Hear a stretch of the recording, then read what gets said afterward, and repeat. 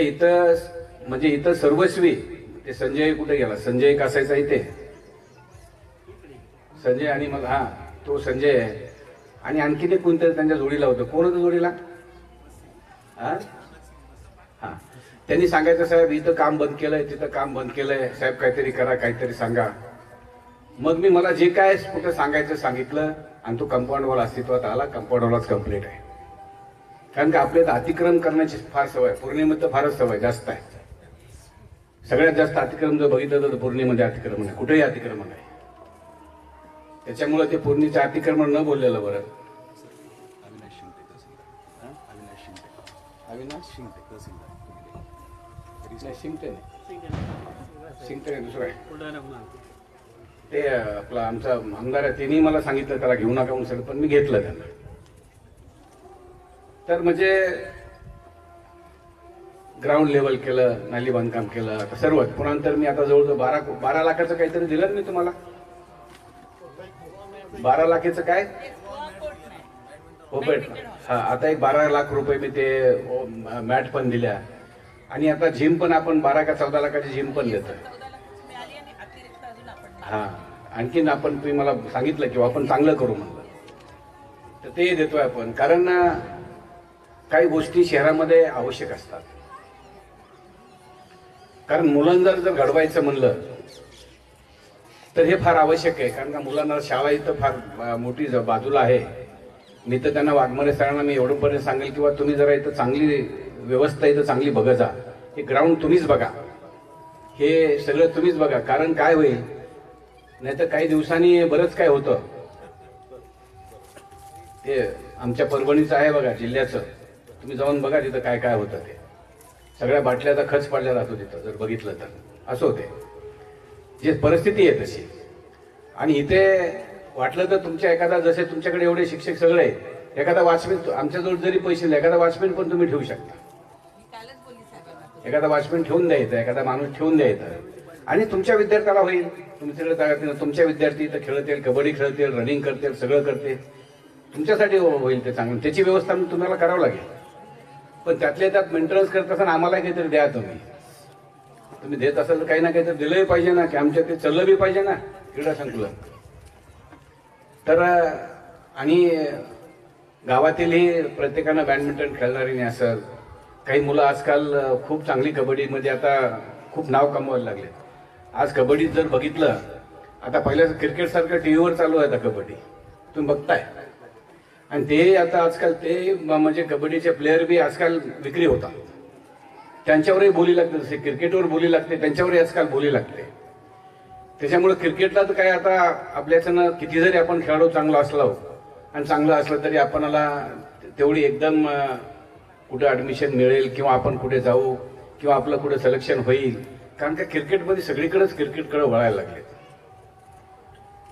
आणि बरेच मी क्रिकेटमध्ये प्लेयर बघितलं की खूप चांगले चांगले प्लेयर आहेत. आता बघितलं असेल तुम्ही 15 वर्षाचा मुलगा, काय नाव त्याचं, सूर्यवंशी. बघा ते तिकडून सांगितलं पोरांनी सगळे सूर्यवंशी, सगळे फॅन आहेत त्या सूर्यवंशी. आहे का नाही? बरोबर आहे का ना रे भाऊ? कोण कोण फॅन आहेत? हात वर करावर त्याचे. मुली फॅन नाहीत का? मुली कुणीच हात वर केला नाही. म्हणजे त्या सूर्यवंशीचे खरंच मी सांगतो. आणि चांगले चांगले सिनियर प्लेयर पण त्याचे फॅन आहेत. तुम्ही जर टीव्हीवर कॉमेंट्री जर बघत असताल, त्या कॉमेंट्रीमध्ये जर बघितलं तर चांगले चांगले प्लेयर म्हणजे सिद्धू असेल, ते आणखीन बरेच आपले प्लेयर असतात तिथे, सहवाग असेल, आणखीन असे आनंद पहिले जे बसतात ते कॉमेंट्री करायला, ते सगळे त्याचं किती नाव घेतात आपण बघतोय. आणि मी एवढे सगळे आता जे मॅच झाले सर्व, त्याच्यामध्ये फक्त सूर्यवंशीचा मॅच असला तरच मी बघत होतो, नाही तर मी आज बघतच नव्हतो. म्हणजे त्याचा मॅच आहे का बाबा आज आपण बघूया. म्हणजे त्यांनी फिकर कधी केली नाही की आपलं शतक होतंय का नाही होतंय. 98 वर बी गेला तो, थोडं थांबून 2 रन करून तो करू शकला असता, पण त्या बॉलवरही छक्का मारायचा बघतो तो. म्हणजे असा इतका चांगला प्लेअर घडला. असे प्लेअर खूप घडतात. मग अशा प्लेअरलाही संघर्ष करावा लागतो टीममध्ये येण्यासाठी. त्याच्यामुळं कबड्डीकडं, खो खोकडं, बॅडमिंटनकडं अशा वेगवेगळ्या विषयाकडं काही विद्यार्थ्यांनी वळलं पाहिजे. आणि म्हणून हे क्रीडा संकुलन आपलं खूप चांगलं प्रकारे चालवावं आणि चाललं पाहिजे. तर इथे तालुका क्रीडा अधिकारी मला वाटतं पोले आहेत, तर पोल्यांना माझ्या सूचना एकच असतील की बाबा इथं कमीत कमी रोज नाही जरी आलं तरी 2 दिवसाआड तरी कमीत कमी इथं काय परिस्थिती येऊन बघायला पाहिजे, स्वच्छता आहे का.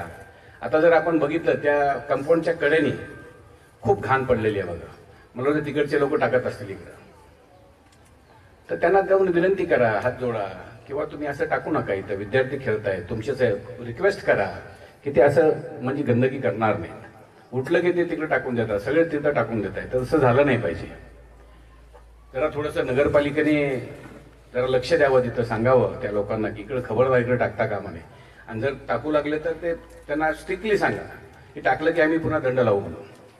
इथले नगरसेवक कोण इथल्या भागाचे, हा तर सांगा यांना जरा हे इकडे असं टाकू नका म्हणावं, त्याच्यामध्ये तुम्ही नगरसेवक आहे, तुमची जिम्मेदारी आहे, तुम्ही दोघांनी सांगितलं पाहिजे किंवा इथं हे सगळं कचरा टाकू नका म्हणून. आणि चांगले झाडे बिडे लागलेले आहेत, सुंदर आहे, हे जरा थोडं सांग की याला पण जरा थोडंसं लेवल केलं पाहिजे, जरा चांगलं केलं पाहिजे. आणि तुम्हाला इथं स्विमिंग पूल जर करायचं असेल, त्याचं जर तुमच्याने मेंटेनन्स होत असेल व्यवस्थित, तर इथं स्विमिंग पूल पण आपण देऊ, स्विमिंग पूल पण आपण करू. स्विमिंग पूल करला काय मला वाटतं 40-50 लाख रुपये लागतील, त्याच्यापेक्षा जास्त पैसे लागणार नाही. आणि हे विद्यार्थ्यांना तर म्हणजे वाघमारे सरांना एक संधी मिळेल त्या स्विमिंग पूल झाल्याच्या नंतर, हप्त्यातनं एकदा दोनदा, एकदा मुलींना एकदा मुलांना, असं काय होईल म्हणजे तुम्ही मिनिमम तुम्ही व्यवस्थित फीस वगैरे देऊन थोडंसं करत तर तेही होईल समजा. तर असं आपण एकंदरीत आज आपण क्रीडा संकुलांचं आपण सोहळा घेतलेला आहे सर्वांनी, आणि सर्वच इथं हजर झालेत. म्हणजे खरं पाहिलं म्हणजे तुम्हाला माहित आहे का मॅडम, आम्ही आता तुमचा कार्यक्रम म्हणून आम्ही काय बोललो नाही. मग आता हे सगळे खाली बसले, सगळे स्टेजवरचे माणसं आहेत माझे, एकही माणूस खाली बसण्याचा नाहीये. बँकेचे संचालक आहेत, नगरसेवक आहेत, पंचायत समितीचे सदस्य आहेत, उपनगर अध्यक्ष आहेत, आजी माजी सर्वच आहेत. पण ते आता तुमचं बनवलंच एवढं छोटं होतं, आणि पुढे बसायला कोणी लागतं ना चांगलं होतं. हे जर इकडून इकडे गेलं तर पुढं काय, पुढं कोणीच राहणार नाही, कारण का हे सगळे जेवढे आहेत तेवढे स्टेजवरचे. त्याच्यामुळं मी पण तुम्हाला स्टेजवर बसवू शकलो, त्यामुळे तुमची सर्वांची मी दिलगिरी व्यक्त करतो. कारण अपुरी जागा आहे, माणसं पुढे नाहीत, तुम्हीच आहोत, पण तुम्हाला पुढे ठेवणं आवश्यक होतं. तर असं चला खेळीमेळीच्या वातावरणामध्ये आपले उद्घाटन पार पडतंय, त्याचा खूप आनंद होतो या गोष्टीचा. आणि बाकी आज क्रीडा संकुलाचं उद्घाटन त्या प्रसंगी तर बोलण्यासारखं काही विशेष नसतं, जेवढं काही बोलायचं तेवढं मी बोललो. परत एकदा या समोर बसलेल्या मुलांना मुलींना एवढंच माझा सूचना असतील की तुम्ही आयुष्यामध्ये नक्कीच काहीतरी मनामध्ये एक एम ठेवा, आपल्याला काय बनायचंय, आपल्याला काय करायचंय जीवनामध्ये, निश्चित आपण काहीतरी तय केलं पाहिजे. आणि आतापासून तुम्ही त्याचा तय करून त्या मार्गाने चाललं पाहिजे. आता ह्यांच्यासाठी बोलत नाही, पण तुमच्यासाठी बोलालो. मी जे उभा आहे तुमच्या समोर, तुमच्या मनानं किती शिकलेलो असेल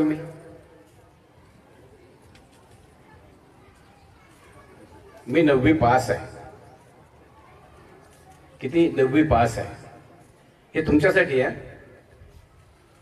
पण 9वी पास असूनही मी आज इथे आहे. म्हणजे माझ्या इतकी गरीब इथे एवढ्या सगळ्या याच्यामध्ये जेवढे लोक आहेत तिथं, माझ्या इतका गरीब माणूस कोणीच नव्हतं, इतका गरीब होतो मी. म्हणजे एक दिवस 3 टायमाला आपला जेवण करतं, 3 टायमाला जेवण म्हणजे मिळत नव्हतं आम्हाला. 4थी 5वीला असताना कामाला जात होतो. एवढंच नाही, गावाचा मक्ता घेतला होता आमच्या वडिलांनी.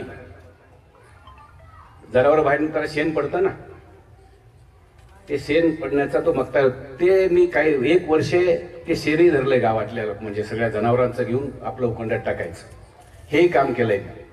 आमच्याकडे नवीन मंदिर होतं, त्या मंदिराचा छेद पडला होता. 20,000 रुपयाला गुत्त घेतलं मी, 1.5 महिना पाणी द्यायचं.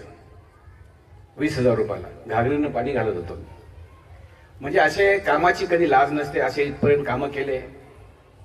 पुढे जीवनामध्ये खूप चांगलं संघर्ष करत असताना काही मित्रमंडळी चांगल्या प्रकारे चांगली मिळाली, साथ चांगली मिळाली. कधी साथ चांगली करायची असते. कधी विद्यार्थी हुशार असेल, त्या हुशार विद्यार्थ्यासोबत जर आपण दोस्ती केली तर आपणही हुशार होतो.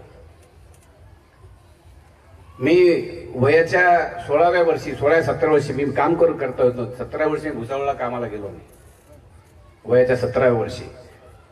आणि असं काम करत करत करत कॉन्ट्रॅक्टर बनलो. खूप मोठी कंपनी केली. 3000 कोटीचा तिचा टर्नओव्हर होता. 3000 कोटीचा टर्नओव्हर. 3000 कोटी म्हणायला वेळ लागतो तेवढा टर्नओव्हर माझ्या कंपनीचा होता, मी उभी केलेल्या कंपनीचा. आणि ते करत असताना मग कारखाना टाकला. आणि कारखाना टाकल्याच्या नंतर दुर्दैवानं मला सगळ्यांनी, म्हणजे माझं नशीब म्हणा, नाही तर मी आज माझं चार्टर्ड फ्लाईट स्वतःच असतं, स्वतःचं एकदा हेलिकॉप्टर असतं, पण ते या राजकारणात पडलो. म्हणजे राजकारणात पडलो तर राजकारणामध्ये मला नाही वाटत कोणी एखादा खूप मोठा बिझनेसमॅन येऊन म्हणजे जनतेतून कोणी निवडून आला असेल म्हणून आतापर्यंत. तर मी जनतेतूनही एकदा नाही तर आता 2दा निवडून आलो. आणि एवढंच नाही तर लोकांनी मला जेलमधूनही निवडून दिलं. आणि काय मला कुठला वारसा नव्हता, किंवा मला माझ्या आई वडील कोणी का वडील किंवा आई कोणी भाऊ कोणी असे कोणी राजकारणामध्ये नव्हते, असं काहीच नव्हतं. फक्त जनतेचं प्रेम, कार्यकर्त्याचा माझ्यावर असलेला विश्वास, या विश्वासावर, कार्यकर्त्याच्या विश्वासावर, जनतेच्या प्रेमावर मी इथपर्यंत पोहोचलो.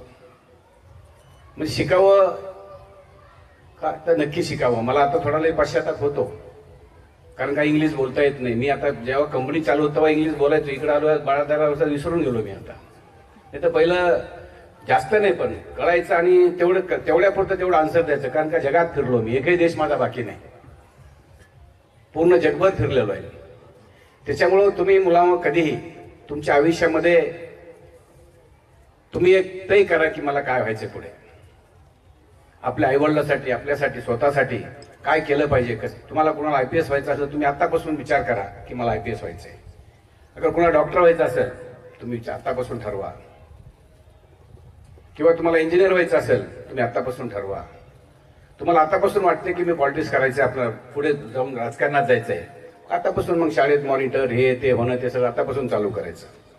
म्हणजे कुठलीही गोष्ट करत असताना आपण एक विचार करू ना.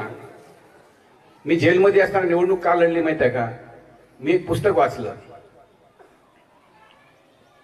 ते पुस्तकाचं नाव मला वाटतंय अंतर्मनाची ताकद. एक पुस्तक होतं. ते पुस्तक वाचलं मी आणि ते पुस्तक वाचल्या ठरवलं की आपण इलेक्शन लढवायचं. त्याच्यामुळे तुम्ही काही शिकत असताना खूप काही, म्हणजे कोण आपल्यासोबत आई वडील असतील किंवा बाजूचे, पुन्हा आणखीन कोण कसं वागतं, काय करतं, कोण कसं, कुठून कसं झालंय, काय झालंय, याच्यावर लक्ष ठेवलं पाहिजे.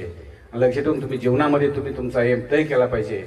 एवढंच मला तुमच्यासाठी सांगायचं आहे. आणि निश्चितच तुम्ही तुमच्या आईवडिलांसाठी प्रेम कराल, आईवडिलावर प्रेम कराल, भाऊ बहिणीवर प्रेम कराल, आणि तुम्ही जीवनामध्ये आपल्याला काय बनायचं ते नक्की तय कराल अशी एक अपेक्षा आपल्याकडनं करतो. आणि मॅडम, आपण या कार्यक्रमाला आम्हाला बोलवलं आणि निश्चितच आपण आमचा आदर सत्कार केला, त्याबद्दल आपल्या सर्व टीमचा मनापासून आभार व्यक्त करतो. समोर बसलेले सर्व माझे कार्यकर्ते असतील, पदाधिकारी असतील, नगरसेवक असतील, पंचायत समिती मेंबर असतील, सर्वांचं मनापासून स्वागत करतो आणि थांबतो. जय हिंद, जय महाराष्ट्र.